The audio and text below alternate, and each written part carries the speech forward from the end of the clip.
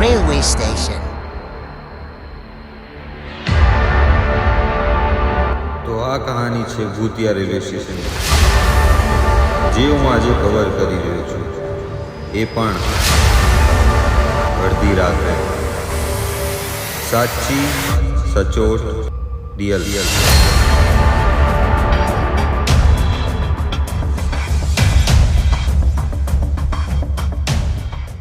તો welcome back to our channel Gujju Marcos.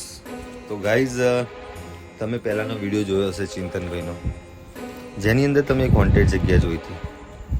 એમાં અમારા ગેસ્ટ આવી નતા શક્યા કારણોસર. એ જ રીતે આજે હું એક રેલવે સ્ટેશન ઉપર આવ્યો છું, જેની કહાની એટલી જ ખતરનાક છે. અને ગેસ્ટ ખુદ આવી શક્યા એમ નહોતા, કારણ કે ગેસ્ટ છે બાડમેર, રાજસ્થાનના ઉદયપુર જિલ્લાના છે. બાડમેરથી અત્યારે ઉદયપુર શિફ્ટ થઈ ગયા છે. તો ચલો ગાઈસ, કહાની સ્ટાર્ટ કરીએ. તો ગાઈસ, અત્યારે રાતના વાગી રહ્યા છે 2:30 વાગ્યા છે. અત્યારે ટોટલ 2:37 જેવું થાય છે.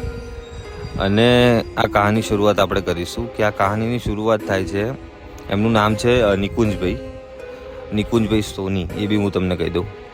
હવે કહાનીમાં એવું હતું કે ગુજરાત આવ્યા હતા, રાજસ્થાનના છે બેઝિકલી. ગુજરાત આવ્યા હતા, ગુજરાતમાં કંઈ કામ હતું એમને. ગુજરાતમાં આવ્યા પછી એમને ઉદયપુરની ટ્રેન પકડવાની હતી. કામ બધું પતી ગયું હતું, એટલે એમને ઉદયપુર જવું હતું. એટલે રેલવે સ્ટેશનથી ઉદયપુરની ટ્રેન જાય છે. તો એ દિવસે ઉદયપુરની ટ્રેન પકડવા માટે એરિયા આ સ્ટેશન ઉપર આવ્યા. હવે એમનાથી એક મિસ્ટેક થઈ ગઈ હતી કે ટ્રેન હતી 8 PM, એટલે મીન્સ એમને લાગ્યું 8 PM છે, પણ ટ્રેન હતી 8 AM, એટલે સવારની હતી. અને આવ્યા રાતે. તો રાતે ટ્રેન પકડવા આવ્યા, ચેક કર્યું તો કે ભાઈ ટ્રેન જતી રહી છે, બીજી છે કે નહીં. એમને એવું પૂછવા માટે રેલવે સ્ટેશનમાં કોઈ અવેલેબલ નહોતું. તો એમને વિચાર્યું કે થોડી વાર બેસીએ, કોઈ ટ્રેન બેન આવતી જતી હોય તો આપણે એકવાર ઇન્ક્વાયરી કરી લઈશું. કે ઓકે, બેઠા. તો 8ના નહીં હોય તો 9:30-10 વાગી ગયા હતા. 10 વાગ્યા ને જેમ એમ આખું આ રેલવે સ્ટેશન, આ જ રેલવે સ્ટેશન એકદમ સુમસાન થઈ ગયું હતું. કોઈ જગ્યાએ કોઈ શોપ નહીં, કોઈ નાસ્તાની જગ્યા નહીં, કે કોઈ ગલ્લો બલ્લો કે કોઈ દુકાન XYZ કંઈ ચાલુ નહીં. રેલવે સ્ટેશનની બહાર જ રેસિડેન્શિયલ મકાન છે. ત્યાં બી રાત્રે 10 વાગ્યા પછી કોઈ તમને બહાર ના દેખાય. એટલે પછી એ થોડા ગભરાયા કે ભાઈ શું થયું. એ કહેતા એમને વિચાર્યું કે ભાઈ હું બેસું થોડી વાર. બેસતા બેસતા એમને ઊંઘ આવી ગઈ. ઊંઘ આવી તો ગાઈસ આ જ જગ્યાએ પેલી સાઈડ જ્યાં રેલવે સ્ટેશનના બાકડા મૂકેલા છે, એ સાઈડે બાકડા ઉપર એરિયા સૂઈ ગયા. સૂઈ તો ગયા, અને એ સૂઈ ગયા એ એમની સૌથી મોટી ભૂલ હતી. નહીં હોય તો 10-15 મિનિટ હજી એમની આંખ મીચાય જ છે, અને એક બાકડા ઉપરથી પડી ગયા. એટલે એમને એમ કે ભાઈ હું ઊંઘમાં પડી ગયો હોઈશ, તો એમને કંઈ વધારે ધ્યાન આપ્યું નહીં. પછી એમને ટ્રેનનો અવાજ સાંભળ્યો. તો દૂર જોયું તો દૂરથી ટ્રેન આવી રહી હતી. તો એ ખુશ થઈ ગયા થોડા કે ભાઈ ટ્રેન ઊભી રહેશે. પણ ટ્રેનની સ્પીડ એટલી જ હતી કે લાગ્યું નહીં કે ભાઈ ટ્રેન ઊભી રહેશે ખરા. ટ્રેન બહુ સ્પીડમાં આવી રહી હતી. પછી એમને ધારીને જોયું ને તો દૂરથી જ તો આ જ જગ્યાએથી છોકરી ભાગતી ટ્રેનના જોડે એની સ્પીડ મેચ થતી હતી. મીન્સ સમજો 80થી 90ની સ્પીડમાં એ છોકરી ભાગી રહી હતી. એ જોઈને એક વિચારમાં પડી ગયા.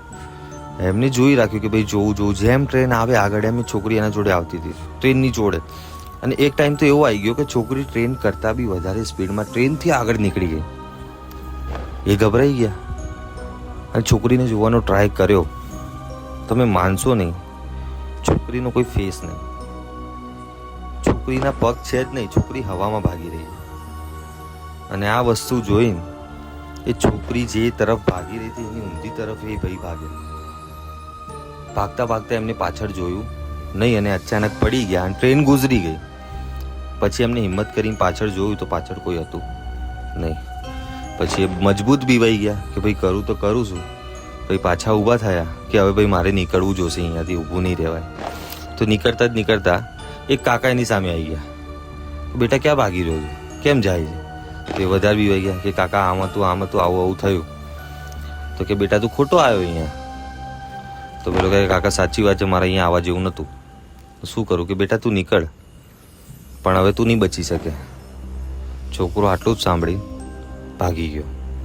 હવે રેલવે સ્ટેશનથી નીકળી ગયો, જેમ તેમ કરીને પ્રાઇવેટ બસ કરાવીને રાજસ્થાન બી પહોંચી ગયો.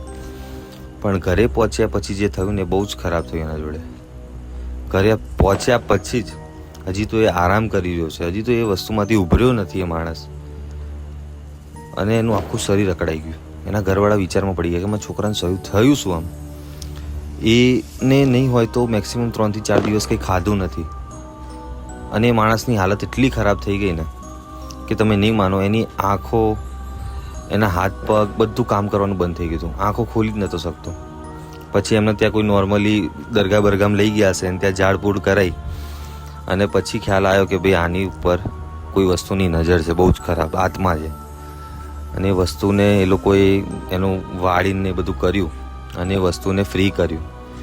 ત્યારે જઈને એ ભાઈને શાંતિ થઈને એમને વિચાર્યું આજ પછી જિંદગીમાં કોઈ બી આવા સિંગલ સ્ટેશનવાળા, કે સમજો જ્યાં એટલી બધી ટ્રેનો આવતી જતી નથી, કે રાત્રે હું કોઈ બી રેલવે સ્ટેશનમાં નહીં જાઉં.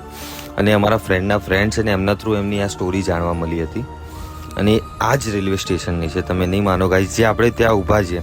અને બીજી વસ્તુ તમને એ બી કહી દઉં કે આ રેલવે સ્ટેશન ઉપર ઘણા ખરા લોકોએ આત્મહત્યા કરેલી છે, કે ઘણા લોકોએ સુસાઇડ કરવાનો ટ્રાય કર્યો છે, અને ઘણા લોકો મરી બી ગયા છે આ જ રેલવે ફાટક ઉપર. અહીંયા જાણે કે તમે જોઈ શકો ત્યાં 3 છે લેન, એ ટાઈમે 1 જ હતી, અને આટલી બધી સુવિધા બી નથી અહીંયા. ત્યારની આ વાત છે અત્યારે, અને એ માણસની ઉંમર અત્યારે નહીં હોય તો મેક્સિમમ 45 વર્ષ ઉપરની છે. અને એ ટાઈમે જ્યારે એનો બનાવ બન્યો હતો ત્યારે એ 23 વર્ષનો જ હતો. અને આ તમે નહીં માનો, મારા ઘરથી ઘણું નજીક છે, અને આ રેલવે સ્ટેશન ઉપર બી હું બી પહેલાં આવ્યો છું. અને જ્યારે મેં આ એક્સપ્લોર કર્યું અમારા ચિંતનભાઈ ને બધાના જોડે ત્યારે મેં ઘણી ખરી વસ્તુઓ નોટિસ કરી કે તમને એક એવી ખરાબ એનર્જી ફીલ થશે, તમે વધારે અહીંયા નહીં ઊભા રહી શકો. એટલે જ હું આ વિડીયો ફટાફટ પતાવવાની કોશિશ કરું છું, કારણ કે રાત્રે 2:30 વાગે અહીંયા ઊભી રહીને મને બી સારું નથી લાગી રહ્યું. તો બસ ગાઈસ, આ વિડીયો અત્યારે અહીંયા જ સમાપ્ત કરું છું. થેન્ક યુ સો મચ આ વિડીયો જોવા માટે. આવી રીતે અમારા વિડીયોને લાઇક, શેર અને ચેનલને સબસ્ક્રાઈબ કરતા રહો, અને આવા જ કન્ટેન્ટ જોવા માટે કોમેન્ટ બી કરો. અને તમારા જોડે કોઈ આવી ઘટના ઘટી હોય કે તમારા ફ્રેન્ડ સર્કલ કે તમારા ફેમિલીમાં, તો અમને શેર કરો. અમે એ જગ્યા ઉપર જઈને એ આખી સ્ટોરી એક્સપ્લેન કરીશું. So thank you so much. મળીએ બીજા વિડીયોમાં.